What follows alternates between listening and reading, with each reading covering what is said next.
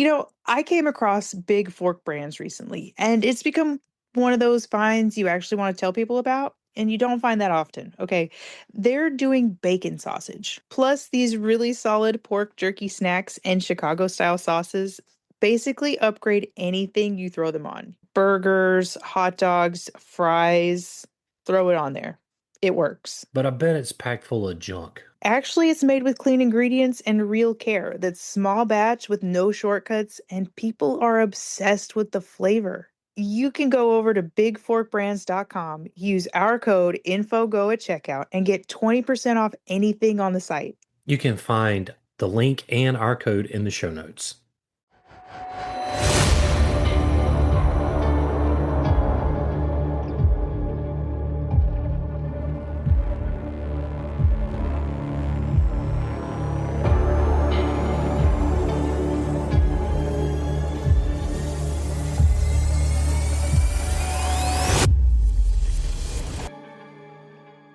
Welcome to the podcast. I'm William, And I'm Kat. and that makes this a dash of info. A little things you want to know. Today we're going to be talking about Trajan's Column. In the heart of ancient Rome, where the noise of merchants, soldiers, and senators once filled the air, something still rises above it all. A towering column of white marble, standing over 100 feet high. At first glance, it looks like just another monument. But step closer, and the stone begins to move. Figures emerge from its surface. Thousands of them. Soldiers marching in tight formation, engineers building bridges across roaring rivers, commanders raising their hands in silent orders, wounded men being treated, enemies falling.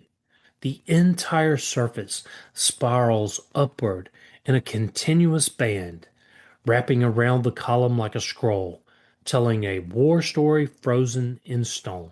Now, this is Trajan's column, built nearly 2,000 years ago to commemorate Rome's conquest of Dacia under the Emperor Trajan. But this is more than a monument. It is a victory speech without words, a political message carved to last forever, and a masterpiece of engineering built with astonishing precision. And yet, underneath it all, there is something more subtle. Every scene, every battle, every decision, every moment of triumph is shown from one perspective Rome's. There are no Roman defeats here, no chaos, no doubt, no weaknesses, only order, only control, only victory. Which raises a question that still echoes today.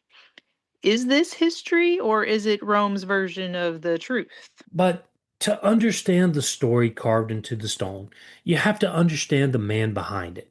At the center of it all is Trajan, a ruler who came to power in 98 AD and would govern the Roman Empire until 117. He is often remembered as one of Rome's five good emperors, a period seen as the height of stability and prosperity. To the Roman people and the Senate, Trajan was everything an emperor was supposed to be: decisive, capable, and deeply invested in the success of the empire. He was a soldier emperor, a leader who didn't command from a distance, but took an active role in military campaigns, earning loyalty from his troops and admiration back in Rome. But Trajan's greatness, at least in Roman eyes, was built on expansion. His reign pushed the empire to its greatest territorial extent, and that growth came through war. So, the most important of those conflicts were the Dacian Wars, fought against a powerful kingdom north of the Danube River. Dacia was not just another target. It was rich in resources, especially gold, and posed a strategic threat to Rome's borders. Conquering it would mean wealth flowing into the empire, increased security, and a legacy of dominance. Trajan set out to, well, archive exactly that. To Rome, he would become a hero, the emperor who brought victory, stability, and prosperity. But there's another side to this story. Because the same man who led brutal campaigns and reshaped entire regions through conquest is also the one who ensured those events will be remembered in a very particular way through moments like Trajan's Column. Trajan is not just the subject of history, he is the narrator, if you will, a leader celebrated as one of Rome's greatest and, at the same time, a figure who could carefully shape how that greatness would be seen for generations. So, to understand the war being carved into stone, you have to understand Rome's enemy. The Dacians were not the chaotic, primitive barbarians that Roman imagery often suggests. They were a fierce and highly organized people living in fortified settlements across the rugged landscape north of the Danube. That's in what is now modern Romania. They had skilled warriors, advanced metalworking, and a strong sense of identity. At their head was a capable and determined king, Decebalus, a leader who had already challenged Roman power and knew exactly what kind of enemy he was facing. I'm glad you got that because I would have called that Decebalus. I- Anyway, the conflict between Rome and Dacia would erupt into two major wars. First, from 101 to 102 AD, and then again in 105 to 106. These were not quick or easy victories. They were hard fought campaigns that pushed Roman logistics, engineering, and military discipline, well, to their limits. Roman legions constructed massive bridges across the Danube. They built fortified camps deep in enemy territory and advanced methodically to their strongholds. And at the same time, the fighting was brutal. There was campaigns marked by siege warfare, destruction, and the relentless pressure of an emperor determined to win. In the end, though, Rome prevailed. Dacia was defeated, its leadership crushed, and its lands absorbed into the empire as a new province. The victory brought enormous wealth back to Rome, especially gold, fueling further building projects, public works, and imperial ambition. Surprise. It was a defining triumph for Trajan and a turning point for the empire itself. But what we know of these wars is not just history. It's a story carefully preserved and presented, because the version that survives most vividly is the one carved into Trajan's column. Every march, every battle, every victory is arranged into a continuous narrative meant to endure. This is not just a record of events, it's a version of the war Rome chose to immortalize. And I think before we get into the column, I think we should take a small break. What do you think? Sounds good. I gotta get some Coke. Pepsi! We'll be right back.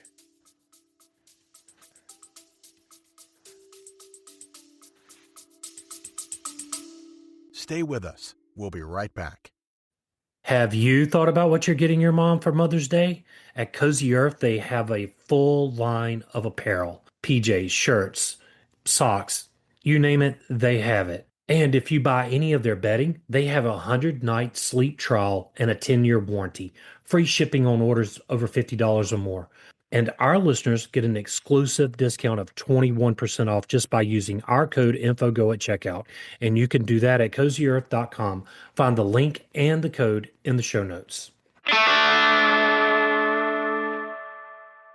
If you're laying mulch, bedding animals, covering seeds, or just want your property looking right, there's one name you need to know. Irwin Farms, Middle Georgia's #1 wheat straw provider. When it comes to quality wheat straw, it matters. Clean, consistent, and ready to work because they don't cut corners, they bale it. Whether you're a homeowner, gardener, farmer, or you're just getting your hands dirty for the first time, they've got you covered.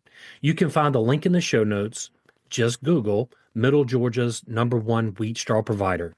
Either way, you'll find Irwin Farms. So now that we're back, the column was completed in 113 AD in the heart of Trajan's Forum. The column was designed to dominate the space around it, right? It was over 100 feet in the air, a towering symbol of Roman power and precision. But its true story isn't in its height, it's in the surface. Because wrapping around the column is a continuous spiral relief made of roughly 2,500 individual figures, each one carefully carved to form a single, unbroken narrative. As your eyes follow the spiral upward, the story unfolds piece by piece. Roman soldiers constructing fortified camps, cutting timber, and digging trenches, massive armies crossing rivers, and they're crossing these engineered bridges. Troops are preparing for battle with discipline and order, and even moments of humanity where wounded soldiers receive medical care beyond the lines. And throughout it all, one figure appears again and again: Trajan himself. He is everywhere in the story, shown addressing troops, overseeing operations, and directing the course of the war. Yet, he is never frantic, never uncertain. He stands with calm, composed, un- almost above the chaos around him. Less like a man in the middle of a war and more like a steady guiding force. The effect is deliberate. This is not just a record of events, it's a carefully staged narrative. In many ways, the column feels, surprisingly modern. It reads like a documentary told in images, each stone flowing into the next. But at the same time, it has the rhythm of a comic strip, guiding the viewer through a sequence of movements. And taken as a whole, it becomes something even more powerful, a victory parade frozen in time, where every detail reinforces the same message. Rome is organized, Rome is unstoppable, and Rome is always in control, especially when Trajan is at the realm. Now, this is where the story carved into the stone reveals the deeper purpose, because what Trajan's column shows is just as important as what it leaves out. As you follow the spiral upward, the Roman army appears almost flawless. Soldiers move in perfect order, building camps with precision, advancing with discipline, and carrying out their duties with calm efficiency. Every action suggests planning, intelligence, and control. The empire looks organized, rational, almost civilized in the way it conducts war. And at the center of it all, Trajan stands as a steady hand guiding it forward, always composed, always decisive, and always in command. Because he's Superman. But look closer, not at what's there, but at what's missing. There are no Roman defeats carved into the story. No moments of chaos, no breakdown of order, no scenes of panic or failure. The suffering of civilians is absent. The brutality of conquest, well, it's softened or practically just erased entirely. And war is truly violent, unpredictable, and devastating, but it's carefully filtered out. What remains is something cleaner, more controlled, and far more intentional. Because this is not just history, it is imperial propaganda, a version of events where Rome is always disciplined, the enemy is always overcome, and the emperor is always in control. The reality of the Dacian Wars was almost certainly far harsher: brutal campaigns, heavy losses, and the crushing force of an empire expanding at any cost. That truth existed, but it's not the one that is preserved in marble. Yeah, because the column really doesn't exactly lie. The events, well, they are rooted in real campaigns and real victories, but it tells only part of the story because there's your truth, my truth, and then there's the truth, right? Right. And the part Rome wanted to remember is what's carved in the stone. And in doing so, it transforms history into something else entirely, a carefully shaped narrative of power, designed to endure long after the reality of the war had faded. So, in that sense, Rome's version would stand the truth and the other side. Beyond the story it tells, Trajan's column is a remarkable achievement of engineering. It was constructed from massive cylindrical blocks of marble, each one carefully quarried, transported and stacked with astonishing precision, all without the benefit of modern machinery. No cranes, okay? These enormous drums fit together so seamlessly that the column has stood for nearly 2,000 years, surviving earthquakes, weather, and the slow wear of time. Now, inside, hidden from view, is a narrow spiral staircase of 185 steps, winding all the way to the top. As an internal structure, as carefully planned as the narrative carved on the outside. And while today the column appears as bare white stone, it would have looked very different to ancient eyes. The reliefs were originally painted in bright colors, bringing the scenes of war to life with vivid detail, making the figures easier to distinguish and the story even more striking from Well, what we see today. At its summit once stood a statue of Trajan himself, looking out over the forum he built, a consistent reminder of the man behind the victories. Centuries later, in the 1500s, that statue was replaced with one of St. Peter, reflecting the transformation of Rome from imperial capital to, well, the center of Christianity. Taken together, the column is more than just a monument to war. It is proof of something equally important. The Romans were not only conquerors, they were master builders. They didn't just shape the world through force, they reshaped it in stone, and engineering structures meant to endure, carrying their message forwards long after their empire itself had faded.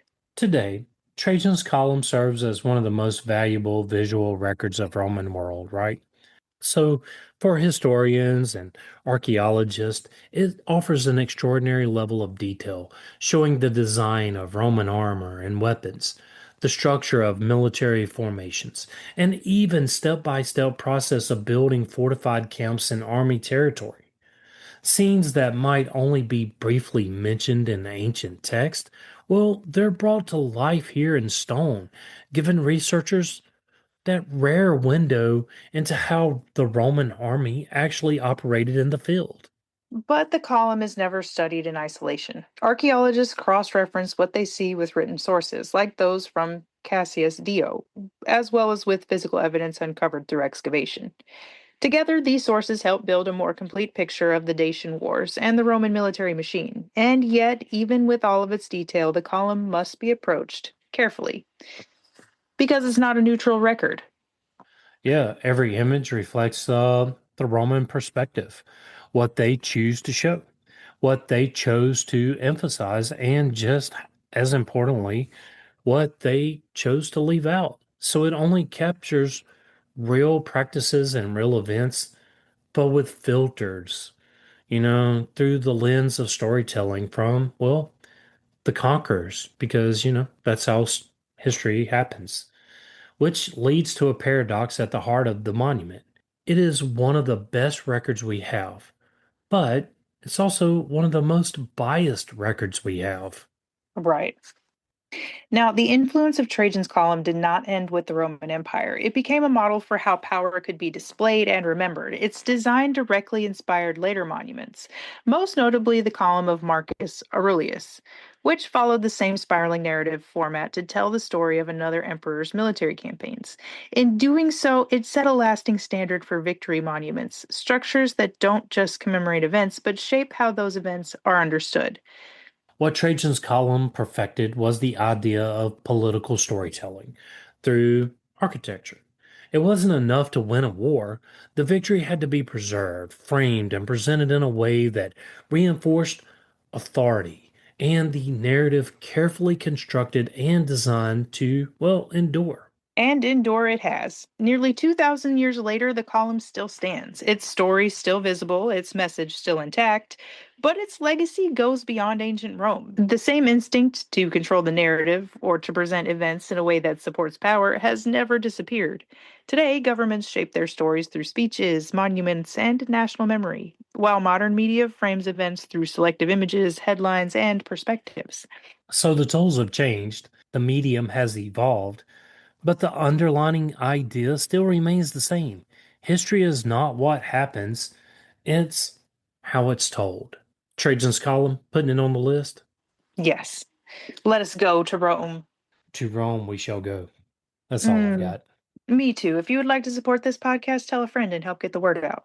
If you would like to support the show, you can do so at Patreon or take advantage of some of our sponsors. Either way it goes, those links are in the show notes. And as always, William and I want to thank you for listening. Whether you've been with us from day one or just tuning in. You can join the Facebook group at Info on the Go, Over there, you can get to know Kat and myself. or even ask us a question. But whatever you do, make sure you hit that follow button wherever you're listening to this podcast. Send us fan mail using the link in the show notes or leave a review. Leaving that review really does help others find us. You can email Kat or myself directly at infoonthegopodcast@gmail.com. and we read all of those emails. And you can find all of this in the show notes. Till next time. Stay curious.